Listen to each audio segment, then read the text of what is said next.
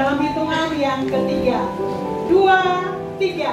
Aku percaya firman-Mu berkuasa. Aku percaya firman-Mu dapat merubah seluruh hidupku.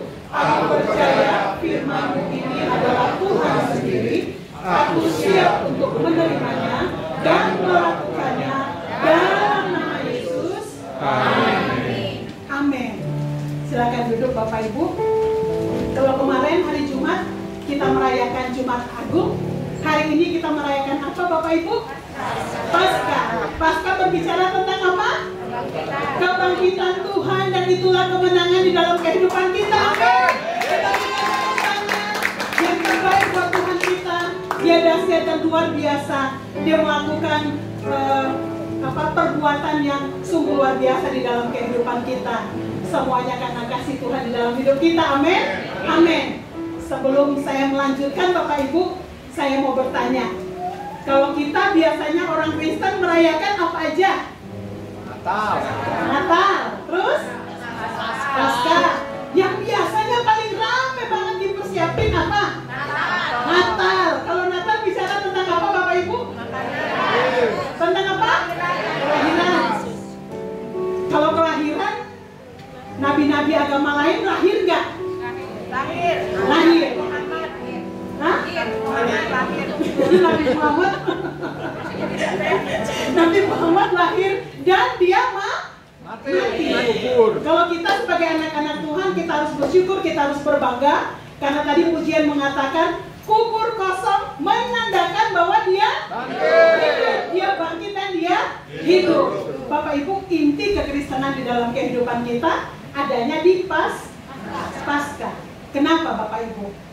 Firman Tuhan mengatakan bahwa kalau Tuhan kita tidak bangkit, maka sia-sialah kepercayaan kita. Bapak Ibu, hari ini kita akan belajar bersama-sama tentang the power of resurrection. Bapak Ibu, artinya kekuatan atau kuasa di dalam kebangkitan. Kenapa tadi saya katakan Bapak Ibu bahwa di dalam kehidupan kita sebagai orang percaya kepada Tuhan, itu sebenarnya bukan saya bilang Natal nggak penting ya Bapak Ibu. Natal itu juga sangat penting di dalam kehidupan kita, karena menunjukkan bahwa Tuhan datang sebagai manusia. Itu pun menunjukkan tentang kasihnya di dalam kehidupan kita. Dia yang adalah Allah pencipta langit dan bumi. Dia turun ke dalam dunia sebagai manusia. Itu benar-benar luar biasa karena kasihnya di dalam kehidupan kita. Tetapi Bapak Ibu, kalau hanya lahir, kita tidak berbeda dengan agama yang lain Bapak Ibu. Karena kita percaya bahwa di bawah kolong langit ini tidak ada nama lain yang diberikan selain di dalam nama Tuhan Yesus Kristus, di dalam Kisah Para Rasul 4 ayat 12. Dan di dalam Yohanes dikatakan bahwa satu-satunya jalan kepada Bapa hanya melalui siapa? Tuhan Yesus Bapak Ibu. Dan kita bersyukur hari ini kita ada di tempat ini karena kita adalah anak-anak Tuhan Yesus ya. Karena kasihnya yang begitu luar biasa di dalam kehidupan kita, memungkinkan kita hari ini bisa memuji Tuhan, bisa menyembah Tuhan. Kita bisa merasakan kasih Tuhan di dalam kehidupan kita. Kenapa Bapak Ibu? Paskah lebih penekanan di dalam kehidupan kita, karena kalau Natal tidak tertulis di dalam Alkitab Bapak Ibu, maksudnya perayaan Natal, enggak. Karena kalau kelahiran Yesus itu istilahnya tidak semua gereja merayakan ya. Kalau kita merayakan kita bersyukur. Tetapi Paskah Bapak Ibu itu tercatat dan berkali-kali itu ada di dalam Alkitab. Bahkan di dalam Perjanjian Lama Bapak Ibu, kalau kita lihat itu makna Paskah itu dikatakan bahwa pembebasan bangsa Israel dari perbudakan di Mesir. Saya percaya kalau kita yang ikut sekolah minggu, kita tahu cerita ya. Jadi pada saat tulah terakhir, tulah ke-10 untuk kematian anak-anak sulung, itu dikatakan bahwa semua bangsa Israel itu di pintunya harus dikasih apa? Darah anak domba. Supaya apa Bapak Ibu? Supaya maut tidak merenggut anak sulung dari keluarga bangsa Israel tersebut ya Bapak Ibu. Tapi kalau itu misalnya nggak ada Bapak Ibu, berarti sekalipun dia bangsa Israel, karena dia nggak ikut sesuai dengan aturan, pasti anak sulungnya akan mati, akan binasa. Artinya apa Bapak Ibu? ada pengorbanan yang harus dilakukan. Istilahnya dia harus menyembelih domba supaya darahnya itu bisa ditaruh di tiang pintu ya Bapak Ibu. Jadi Paskah pada saat di dalam perjanjian lama Bapak Ibu menggambarkan tentang pembebasan bangsa Israel dari perbudakan. Kalau di dalam perjanjian baru yang sekarang kita hidupi, kasih dan anugerah Allah yang membebaskan kita dari kutuk dan maut. Berikan tepuk tangan buat Tuhan Yesus Bapak Ibu. Kalau kita semua yang ada di tempat ini, kita dibebaskan dari kutuk dan maut. Karena kita yang mengaku dengan mulut, kita percaya dalam hati bahwa Tuhan Yesus adalah Tuhan dan Juru Selamat. Kita percaya bahwa pada saat Bapa memanggil kita kembali, kita akan masuk ke surga. Amin. Perjanjian lama pada saat perayaan menggunakan roti tidak beragi. Di dalam perjanjian baru yang setiap awal bulan sering kita lakukan, kita menggunakan apa? Perjamuan roti dan anggur yang melambangkan tubuh dan darah Kristus. Nah, korban kalau di dalam perjanjian lama Bapak Ibu, persembahan domba Paskah. Di dalam perjanjian baru Bapak Ibu, Yesus Kristus sebagai domba Paskah. Makanya kita di dalam perjanjian baru, kita datang ke gereja, kita nggak perlu bawa kambing domba Bapak Ibu untuk datang mengaku kepada Pak Yuda, meminta doa diampuni, terus kita bawa kambing sama domba. Bapak Ibu, kalau kita baca di dalam perjanjian lama, bangsa Israel pada saat mereka harus menebus dosa, karena misalnya mereka berbuat salah, menebus dosa, itu ada aturan. Jadi mereka harus membawa domba atau kambing jantan, bawa kepada imam, terus imam harus periksa apakah kambing domba ini cacat atau enggak, disembeli, udah dianggap layak, disembeli supaya nanti dipercikin di bait suci. Nah, itu baru menandakan untuk mereka dosanya ditebus. Bapak Ibu bisa kebayang nggak kalau misalnya kita sekarang bukan di dalam zaman anugerah, kita mau mengaku dosa, Bapak Ibu, kita datang, kita bawa kambing, kita semua manusia berdosa ya, itu kita antri Bapak Ibu ya, kita antri, Pak Yuda harus periksa satu-satu. Nggak kebayang deh. Nggak kebayang. Itulah pengorbanan Tuhan Yesus di atas kayu salib yang begitu luar biasa ya Bapak Ibu ya. Jadi untuk saat ini kita hidup di dalam zaman anugerah, kita harus sadari bahwa pengorbanan Tuhan itu nggak main-main ya Bapak Ibu. Sebelum saya melanjutkan khotbahnya, saya ajak untuk kita menonton film singkat sebentar.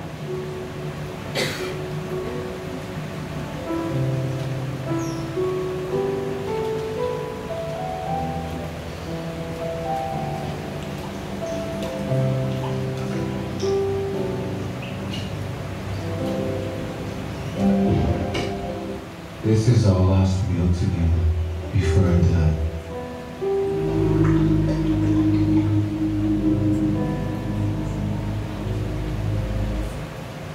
I'm going to be betrayed to my enemies,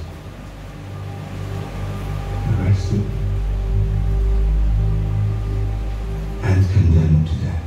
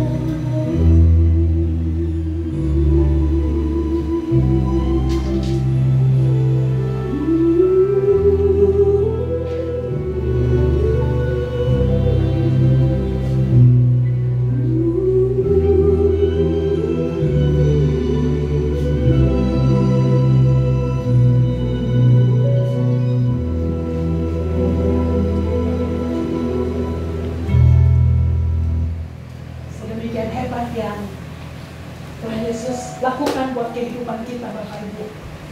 Dikatakan bahwa film itu tidak menggambarkan keadaan yang sesungguhnya.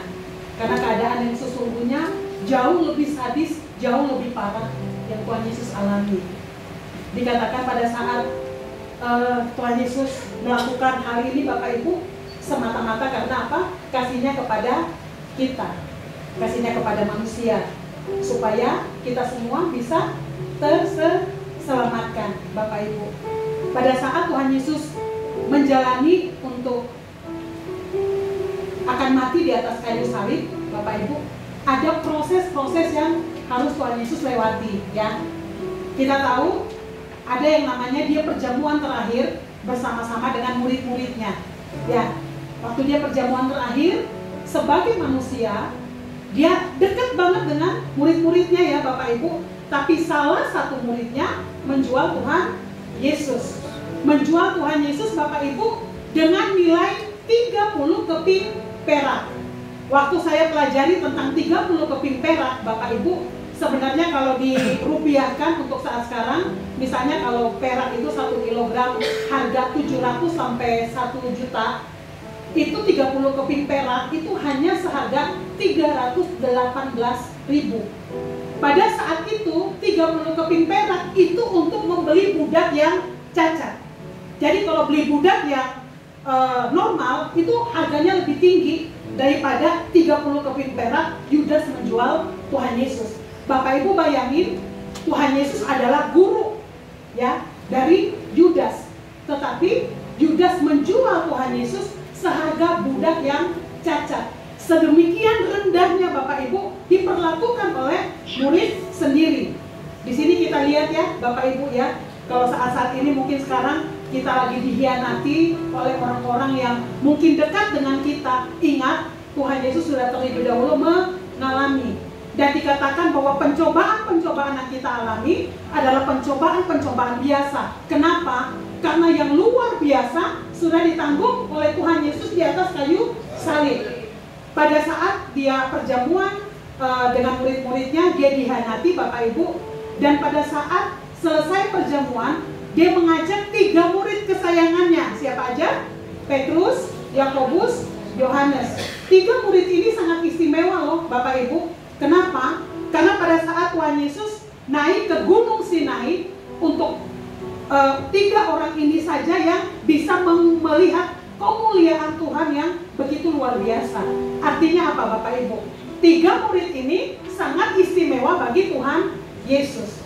Tetapi pada saat Tuhan Yesus sedang menghadapi keadaan yang sangat berat, dikatakan bahwa di Getsemani itu saking stresnya, itu keringat Tuhan Yesus itu bercampur darah, Bapak Ibu. Itu kalau bahasa dokternya saya lupa, tapi intinya karena saking tekanannya begitu berat. Ingat Bapak Ibu bahwa Tuhan Yesus itu 100% manusia, 100% Allah. Pada saat dia sedang menjalani proses untuk penyalipan, 100% Tuhan Yesus adalah manusia. Kita lihat begitu pengorbanan Tuhan, Bapak Ibu. Dia murid-muridnya sampai 3 kali Tuhan Yesus datang, mereka dalam keadaan apa? Tertidur. Kalau tertidur artinya apa? Mereka tidak merasakan tekanan stres yang Tuhan Yesus alami. Ini berbicara, Bapak Ibu, orang-orang yang terdekat dengan kita bisa saja yang sangat mengecewakan di dalam kehidupan kita. Tapi ingat, Tuhan katakan itu biasa. Karena yang luar biasa sudah ditanggung Tuhan Yesus di atas kayu salib, ya Bapak Ibu. Pada saat selesai dari Taman Getsemani, dia diserahkan. Tuhan Yesus masuk di dalam penghakiman, Bapak Ibu, untuk antara diputuskan apakah Tuhan Yesus atau Barabas yang dibebaskan, Bapak Ibu. Ada istri imam besar, siapa namanya? Imam besarnya namanya siapa? Pilatus. Pilatus itu sebenarnya dia nggak tahu kebenaran, Bapak Ibu. Jadi dia tahu bahwa Tuhan Yesus sudah bersalah, tetapi demi suara orang banyak, akhirnya dia tetap memilih untuk Barabas yang disalibkan, Tuhan Yesus yang disalibkan dan Barabas yang dibebaskan. Ternyata Tuhan menyatakan kepada istri Pilatus bahwa Tuhan Yesus itu orang benar. Tetapi apa yang terjadi pada saat istri Pilatus memberitahukan kepada Pilatus. Pilatus tidak mendengarkan istrinya, tetapi Tuhan lebih mendengarkan suara orang banyak. Di sini kita belajar satu poin, Bapak Ibu. Pada saat terkadang kita benar, tetapi kita tetap disalahkan karena mungkin suara orang banyak berbeda dengan kita. Percayalah bahwa Tuhan punya 1001 macam cara untuk menyampaikan kebenaran kita kepada orang-orang yang berwenang, ya Bapak Ibu. Jangan takut, karena kita tahu hal itu pernah dialami oleh Tuhan Yesus. Pada saat selesai dari Pilatus, Bapak Ibu, kita tahu ceritanya. Akhirnya Tuhan Yesus memikul kayu salibnya yang beratnya begitu luar biasa. Bapak Ibu tadi lihat sendiri, badannya sudah luka-luka pun tetap untuk harus memikul salibnya sampai ke, walaupun hanya karena jalan nggak lama, ditolong oleh Yusuf, ya, dari Arimatea kalau nggak salah. Simon, Bapak Ibu. Bapak Ibu, kita melihat gambaran pengorbanan Tuhan Yesus yang begitu luar biasa, yang sangat-sangat besar. Apakah kita bisa merasakan penderitaan Tuhan Yesus? Pada saat kita bisa merasakan penderitaan Tuhan Yesus, otomatis cara kita hidup, cara kita beribadah, cara kita mengatasi masalah-masalah kita pun pasti akan berbeda. Ya, kita angkat pujian karya terbesar. Yuk Bapak Ibu, kita sama-sama katakan, ya terbesar dalam hidupku, pengorbananmu yang selamatkanku. Engkaulah harta yang tak ternilai, yang ku miliki, yang ku hargai. Yesus, Engkau ku kagumi. Sekali lagi sama-sama kita katakan, karya terbesar dalam hidupku, pengorbananmu yang selamatkanku. Engkaulah harta yang tak ternilai, yang ku miliki, yang ku hargai. Yesus, Engkau ku kagumi. Bapak Ibu, kalau kita benar-benar memperlakukan Tuhan Yesus sebagai harta terbesar di dalam kehidupan kita, harta yang kita miliki, Bapak Ibu, otomatis sikap hidup kita, cara hidup kita akan berbeda. Ya Bapak Ibu, saya berdoa Bapak Ibu, dengan kita merayakan Paskah pada hari ini di tempat ini, kita benar-benar semakin menyadari bahwa begitu luar biasa pengorbanan Tuhan di dalam kehidupan kita. Kita keluar dari tempat ini, kita akan menjadi pribadi-pribadi yang berbeda. Amin. Amin. Haleluya. Kita di sini dikatakan Bapak Ibu bahwa Yesus sebagai korban domba Paskah. Yesus Kristus sebagai korban Paskah yang sempurna. Karena ayatnya panjang, nanti Bapak Ibu baca di rumah ya. Pengorbanan Yesus sekali untuk selamanya. Kalau di perjanjian lama, itu setiap orang berbuat dosa, dia harus mempersembahkan korban. Tetapi pada saat kita udah ada di dalam zaman anugerah Bapak Ibu, pengorbanan di atas kayu salib Tuhan Yesus sekali untuk selama-lamanya. Ya. Pusat dari iman Kristen adalah kematian Yesus di kayu salib dan kebangkitannya dari kematian. Kita harus garis bawahi ya, bukan cuma kematian, tetapi kebangkitannya itu kita harus percaya. Karena dikatakan, tetapi andai kata Kristus tidak dibangkitkan, maka sia-sialah pemberitaan kami, dan sia-sia jugalah kepercayaanmu. Ya, kita semua di tempat ini percaya bahwa Tuhan Yesus mati, dikuburkan, dan bangkit pada hari ketiga. Coba saya pengen lihat yang benar-benar percaya, angkat tangan yang tinggi. Kita berikan kemuliaan buat Tuhan kita. Lebih keras lagi berikan kemuliaan buat Tuhan kita. Amin. Dan jika Kristus tidak dibangkitkan, dikatakan maka sia-sialah kepercayaan kamu, dan kamu masih hidup di dalam dosa.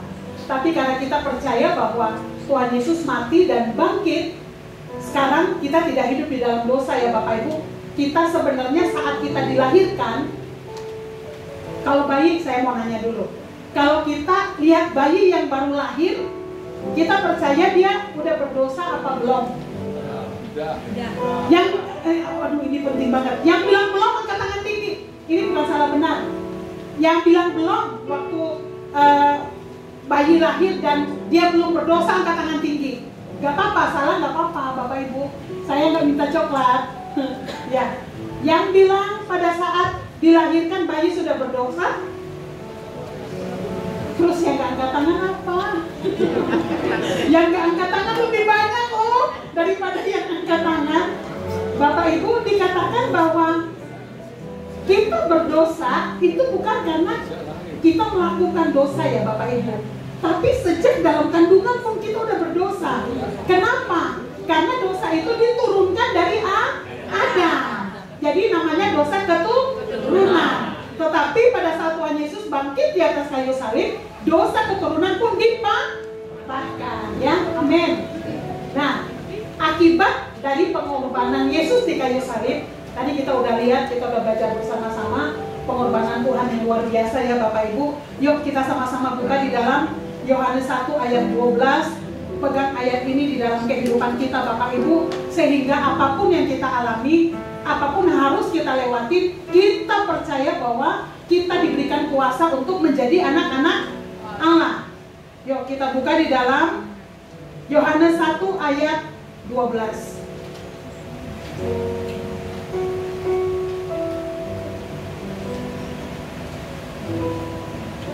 Kita baca dengan suara yang keras ya Bapak Ibu, karena ini udah siang, biar semua matanya tetap lihat, nggak ada yang sayu-sayu gitu ya.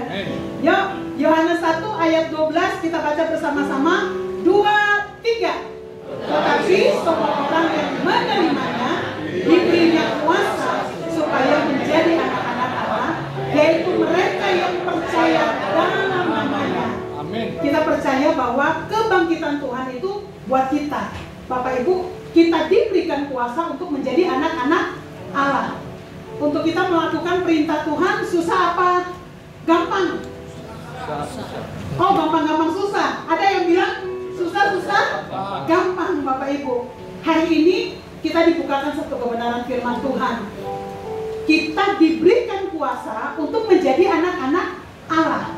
Artinya kita diberikan kuasa, kita diberikan kekuatan, kita diberikan kemampuan untuk kita melakukan apa yang Tuhan inginkan di dalam kehidupan kita. Tapi seberapa sadar kita bahwa kita memiliki kuasa untuk menjadi anak-anak Allah, seberapa besar pengorbanan Tuhan Yesus bisa menguasai kehidupan kita, disitulah akan terlihat ya Bapak Ibu, bagaimana kita menjalani hidup hari-hari. Kayak contoh aja Bapak Ibu, kalau kita tahu bahwa kita datang beribadah di tempat ini, itu karena semata-mata karena anugerah Tuhan. Kita datang tidak dengan hati yang biasa-biasa. Kita benar-benar datang dengan penuh kerinduan untuk kita ingin bertemu dengan Tuhan secara pribadi. Kita mau mengucap syukur untuk apa yang Tuhan kerjakan di dalam kehidupan kita. Artinya pada saat kita benar-benar meyakini bahwa kebangkitan Tuhan itu benar-benar merubah kehidupan kita, sikap hidup kita pun sehari-hari pasti akan berubah. Untuk kita melakukan kehendak Tuhan, kita harus menyadari bahwa memang kita masih ada di dalam dunia, kita masih punya daging Bapak Ibu. Tetapi sebelum Tuhan Yesus naik ke surga, ada janji Tuhan untuk murid-muridnya. Bahkan Tuhan akan memberikan apa? Roh Kudus untuk memimpin kita di dalam seluruh kebenaran Tuhan. Artinya Bapak Ibu, selama kita punya hati nurani, kita biarkan untuk Tuhan menguasai hidup kita. Pada saat kita melakukan kesalahan, itu pasti ada warning di dalam hati kita. Itu pasti ada peringatan dari Roh Kudus untuk kita. Tapi seberapa kita membiarkan untuk Roh Kudus memimpin hidup kita, sebegitulah kita benar-benar akan mengalami kuasa Tuhan di dalam hidup kita, Bapak Ibu. Yang dikatakan kuasa untuk menjadi anak-anak Allah, itu adalah janji Tuhan di dalam kehidupan kita. Nah, tapi bagaimana kita hidup dengan kuasa Tuhan, itu tergantung keputusan kita dan respon kita sehari-hari, Bapak Ibu. Pada saat siapa yang percaya bahwa Roh Kudus bisa meninggalkan hidup kita? Angkat tangan. Kalau kita murtad, ya, Roh Kudus tinggalin memang. Kalau kita murtad, artinya kita udah nggak percaya lagi bahwa Tuhan sebagai Tuhan dan Juru Selamat, Roh Kudus bisa meninggalkan kita. Tetapi selama kita tetap percaya Tuhan, apakah Roh Kudus, kita melakukan dosa, melakukan kesalahan berkali-kali, apakah Roh Kudus meninggalkan kita, Bapak Ibu? Enggak.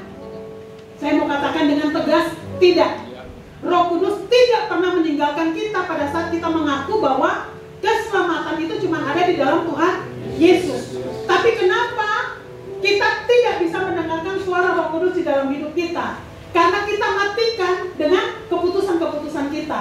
Kita nggak mau taat. Lama-lama Roh Kudus bersuara, kita udah nggak dengar. Kenapa? Karena kita udah nggak peka. Ibaratnya biasa diomongin, mungkin anak-anak ya sama orang tua. Kadang-kadang diomongin nggak nurut, nggak diomongin nurut. Kadang-kadang orang tua ambil sikap untuk diam. Pada saat dia melakukan kesalahan, dia ketemu jalan buntunya, baru dia sadar, oh iya, ternyata mama saya, papa saya pernah. Itu nurani dia masih ada. Roh Kudus ada di dalam kehidupan kita, Bapak Ibu. Saat kita melakukan hal-hal yang bertentangan dengan kehendak Tuhan, pasti dia akan mengingatkan. Tetapi respon kita itu yang akan membuat apakah langkah-langkah selanjutnya kita masih peka atau enggak. Kalau kita tetap menuruti keinginan daging kita, lama-lama Roh Kudus mau teriak pun, pendeta di sini, Tuhan Yesus yang berdiri sekalipun, Bapak Ibu, karena kita sudah mematikan pekerjaan roh di dalam kehidupan kita udah gak bisa dengar apa-apa. Ya Bapak Ibu ya. Jadi ingat Bapak Ibu, tidak ada alasan apapun yang buat untuk kita tetap tinggal di dalam dosa. Karena firman Tuhan hari ini mengatakan bahwa pengorbanan Tuhan di atas kayu salib memberikan kita kuasa untuk kita menjadi anak-anak Allah.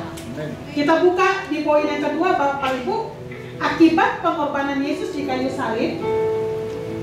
Di dalam Roma 8 ayat 31 sampai 38 dikatakan bahwa kita lebih dari pemenang. Bapak Ibu nanti bisa baca ayatnya di rumah Bapak Ibu. Tetapi di dalam ayat 37 dikatakan bahwa kita lebih dari pemenang. Biasanya kalau orang disebut pemenang itu karena apa, Bapak Ibu? Ya. Iya. Dia ikut pertandingan, dia bisa memenangkan pertandingan, dia bisa memenangkan perlombaan, ya Bapak Ibu. Artinya ada proses yang dia lewati dulu sebelum dia mendapatkan status sebagai pemenang. Tetapi kalau disebut kita lebih dari pemenang, Bapak Ibu, artinya sebenarnya sebelum kita berlomba pun itu kita udah menang. Kenapa? Karena sebenarnya yang membuat kita menang itu bukan kitanya, tetapi itu Tuhan. Dikatakan bahwa pengorbanan, kita buka aja di dalam, kita baca ya, di dalam Roma 8 ayat 37.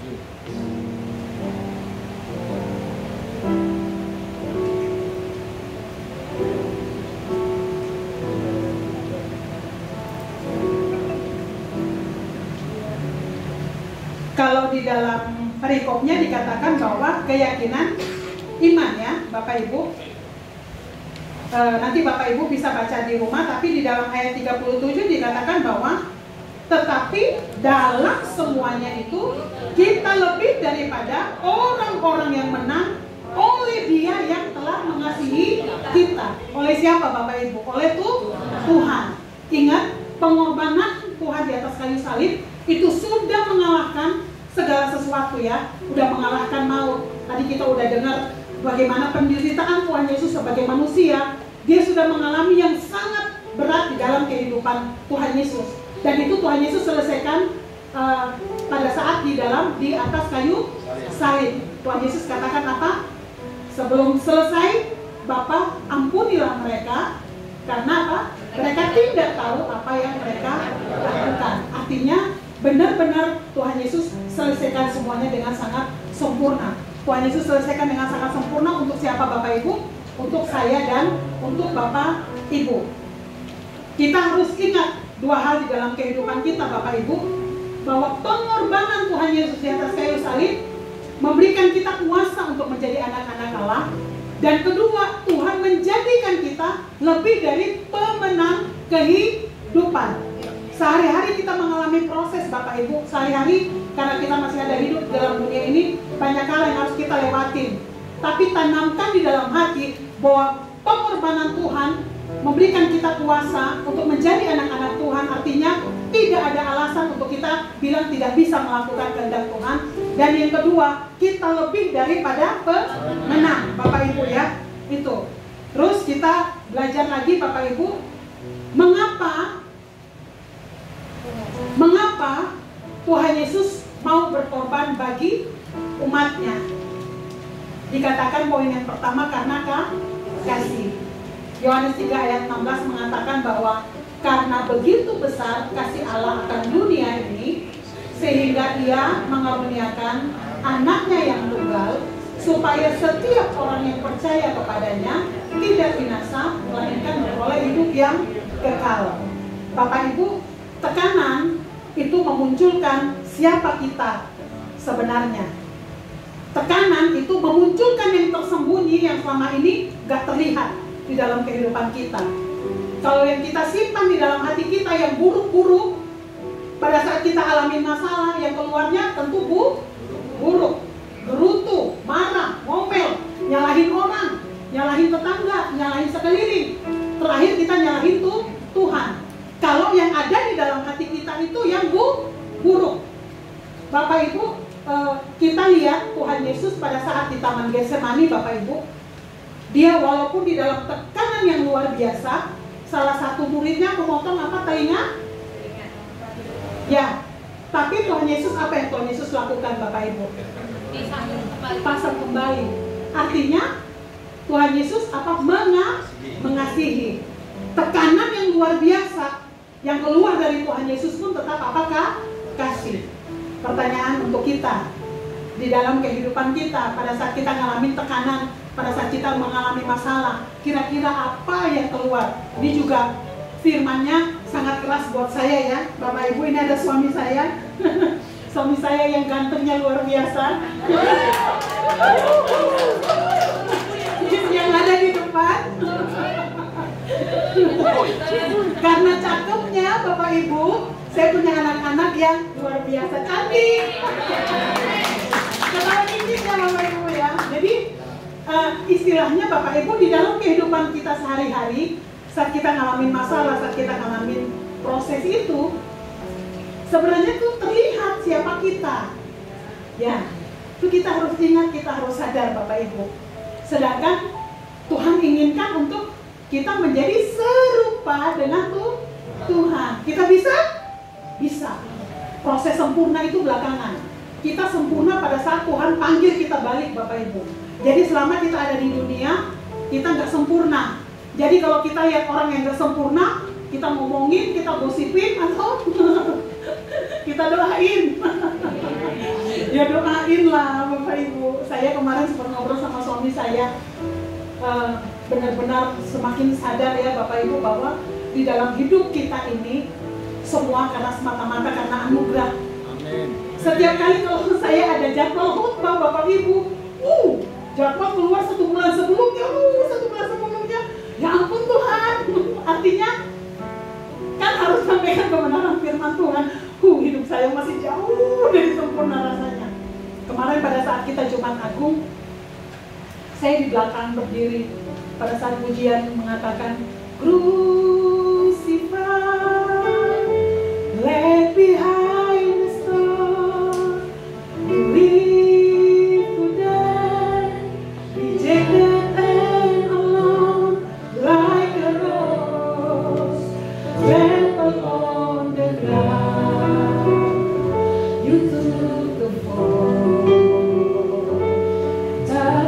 Bapak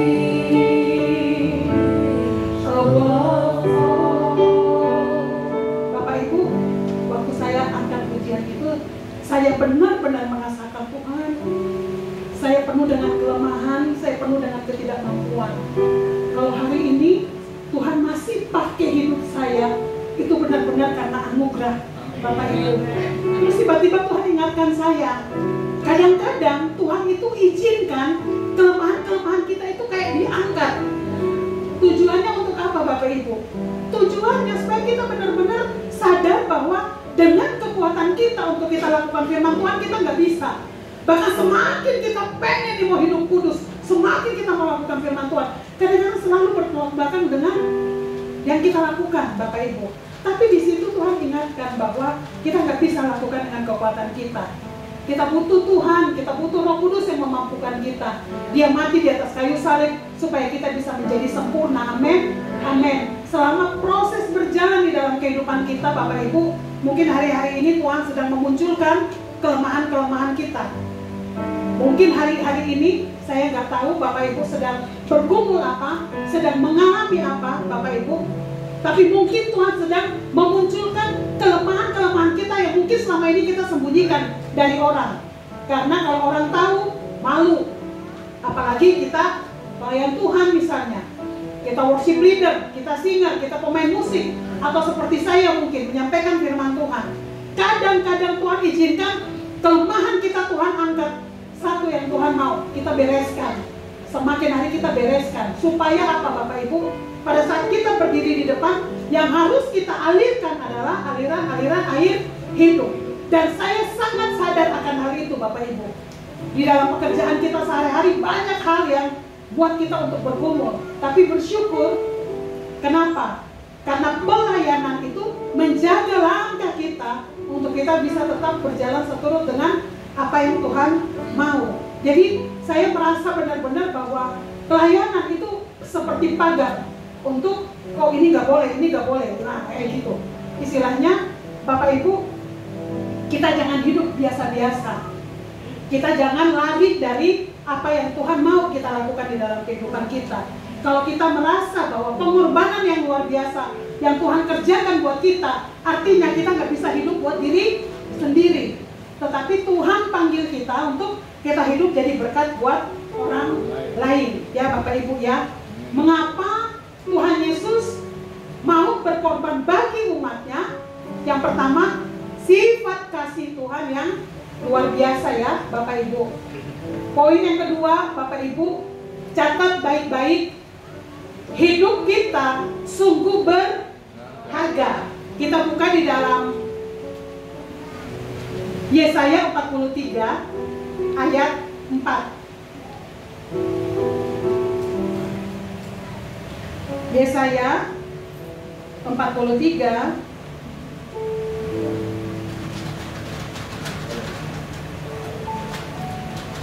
oleh karena engkau berharga di mataku dan mulia, dan aku ini mengasihi engkau, maka aku memberikan manusia sebagai gantimu dan bangsa-bangsa sebagai ganti nyawamu.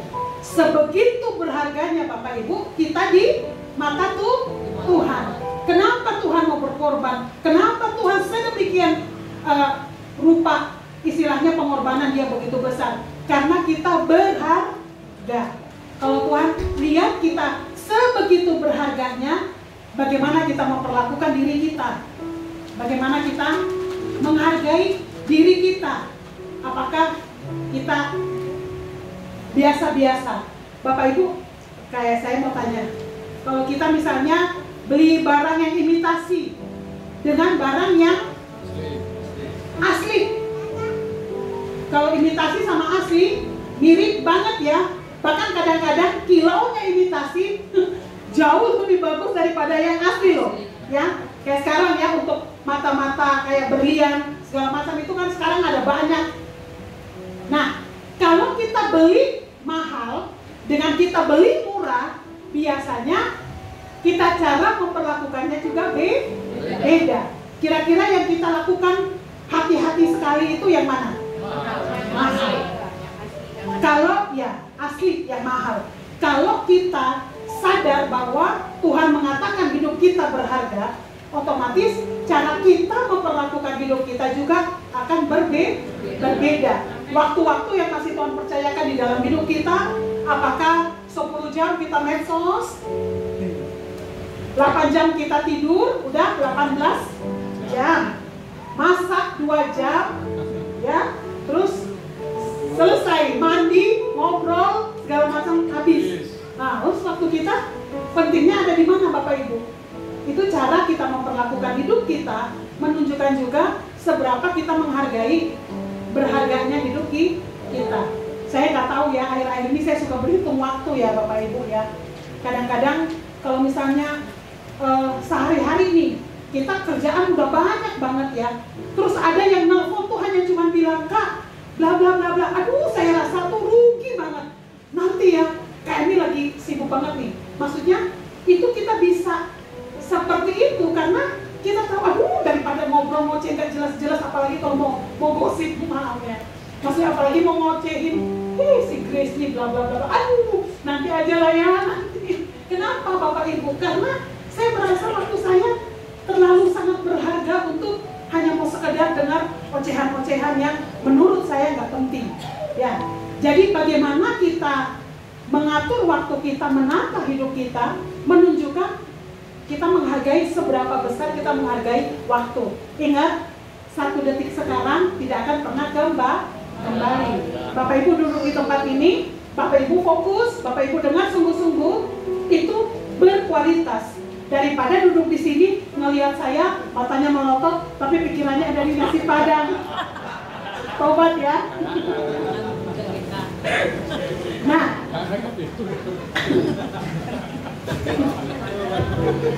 kedua, saya nggak nyinggung siapa-siapa. Nah, kedua tuh dikatakan bahwa kita dikasihi Allah ya.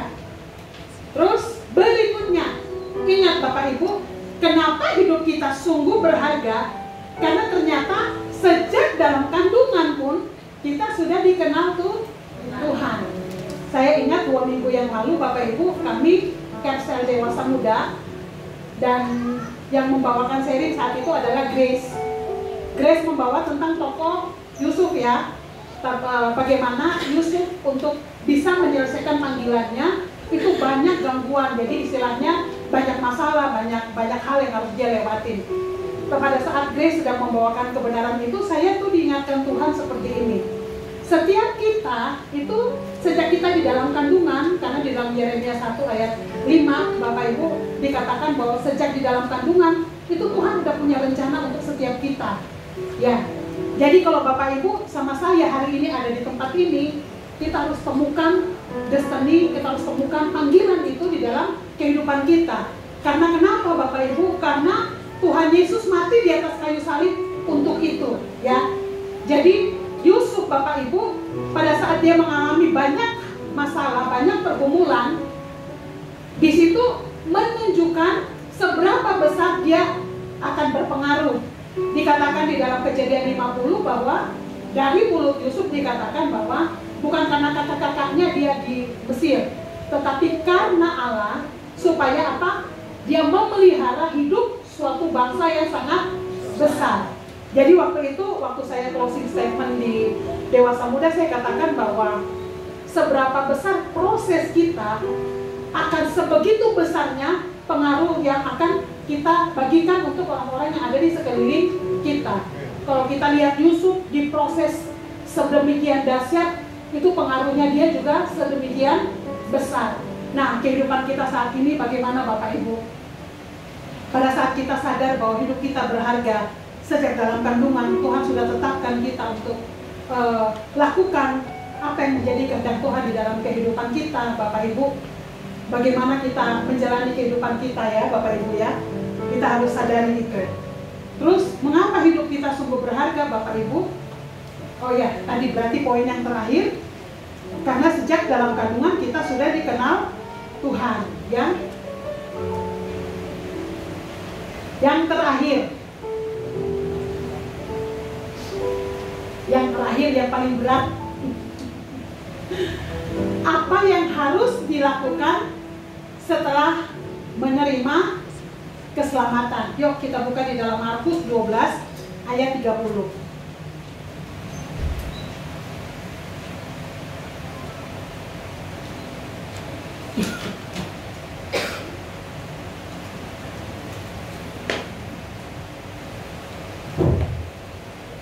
Sama-sama kita baca ya.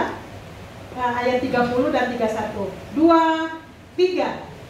Kasihilah Tuhan Allahmu dengan segenap hatimu dan dengan segenap jiwamu dan dengan segenap akal budimu dan dengan segenap kekuatanmu.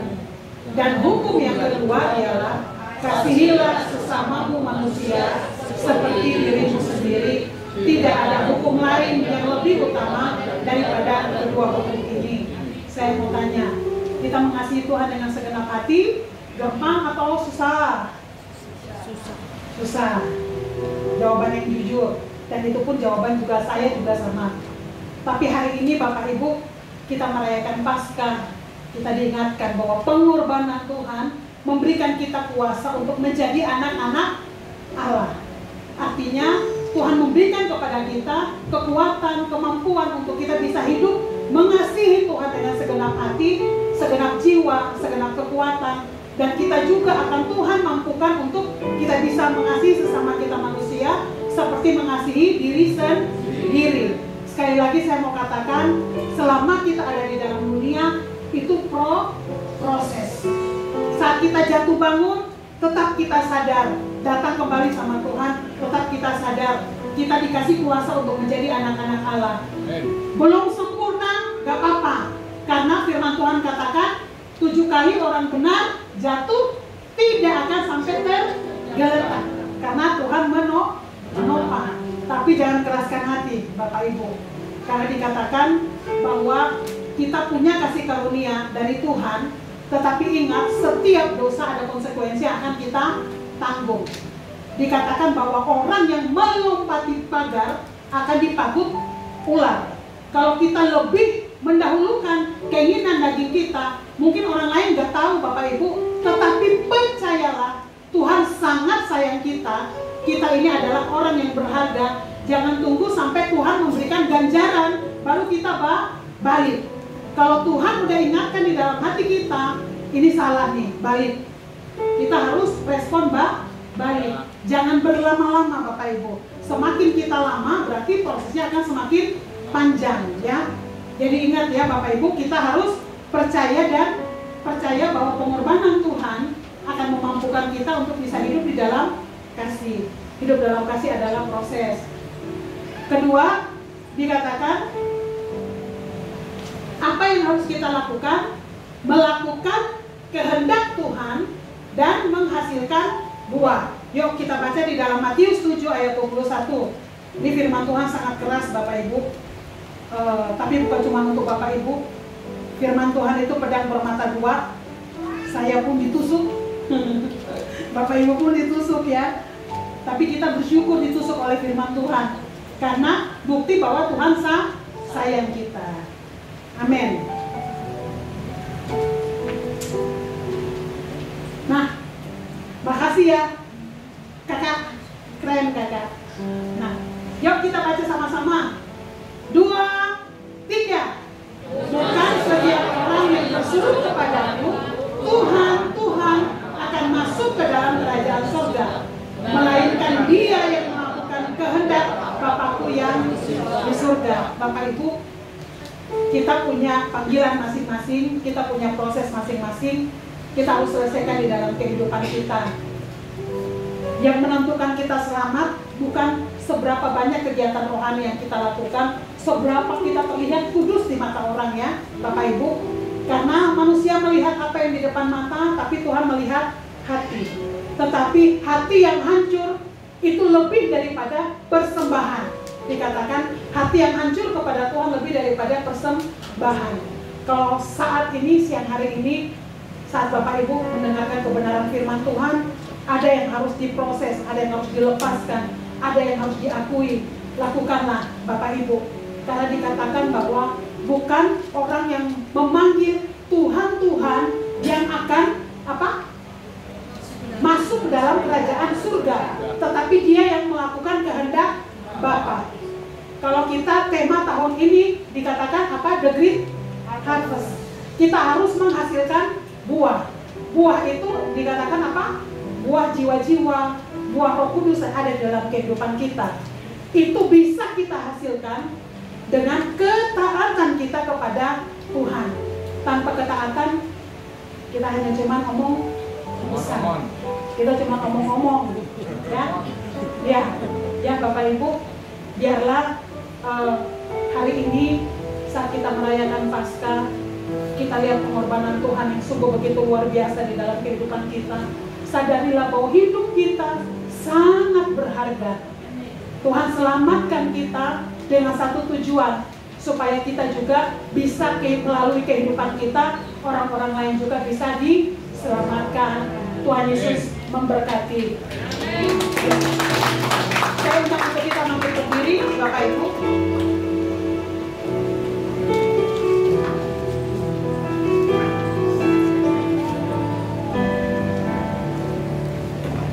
Kita angkat pujiannya. Sekali Yesus, tetap Yesus. Ingat, tadi firman Tuhan katakan bahwa memiliki Yesus lebih dari segalanya.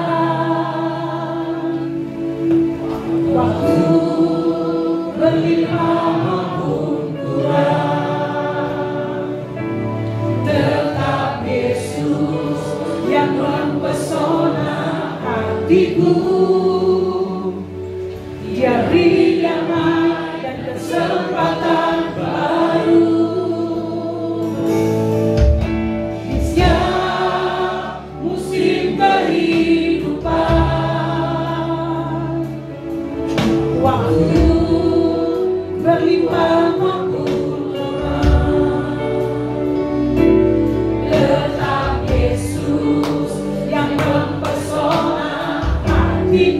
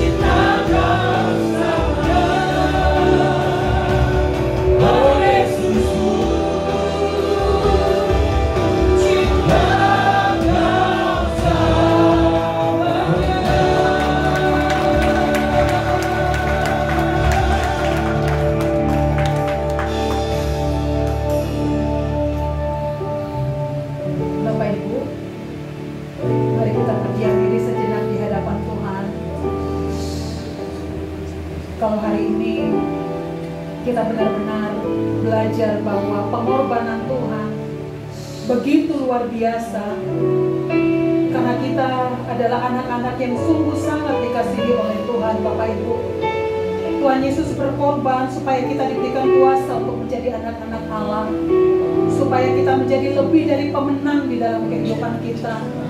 Tuhan memanggil kita supaya kita bisa mengasihi Tuhan dengan segenap hati, dengan segenap kekuatan, dengan segenap jiwa, dan kita bisa mengasihi sesama kita seperti mengasihi diri sendiri. Tuhan panggil kita untuk kita menghasilkan buah di dalam kehidupan kita. Penghambat terbesar di dalam kehidupan kita untuk berbuah adalah ketidaktaatan.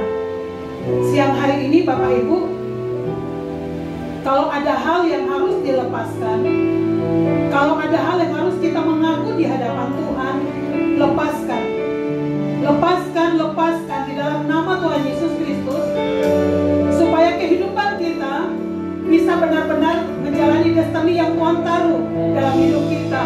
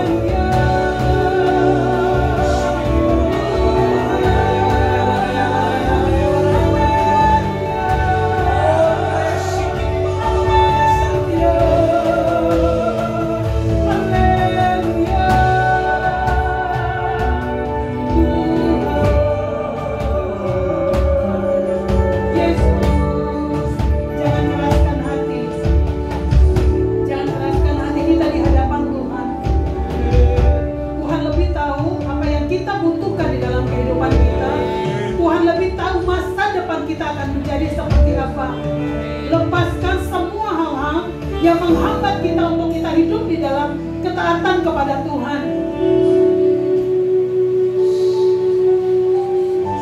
Tuhan, Engkau terus bekerja Tuhan di dalam hati dan kehidupan setiap kami Tuhan. Biarlah kebenaran firman-Mu Tuhan terus berbicara di dalam hati kami Bapa. Kami sungguh bersyukur untuk pengorbanan-Mu di atas kayu salib Tuhan, yang menjadikan hidup kami sungguh sangat berharga Tuhan. Terima kasih untuk kasih-Mu yang begitu luar biasa Tuhan. Orang bisa memandang kami dengan mata sebelah Tuhan, karena mungkin di dalam banyak hal kami ada kekurangan. Namun Engkau tidak pernah memandang kami demikian Tuhan. Engkau melihat kami sebagai anak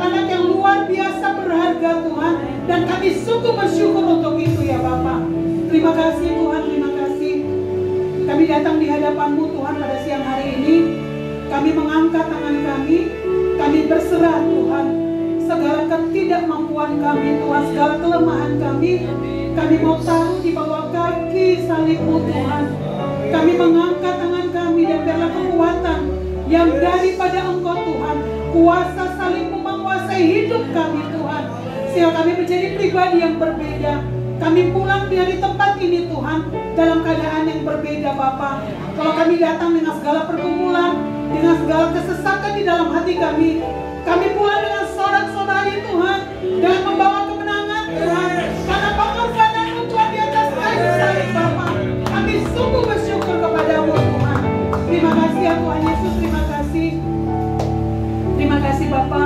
Kami benar-benar merasakan kehadiran-Mu Tuhan di tengah-tengah kami.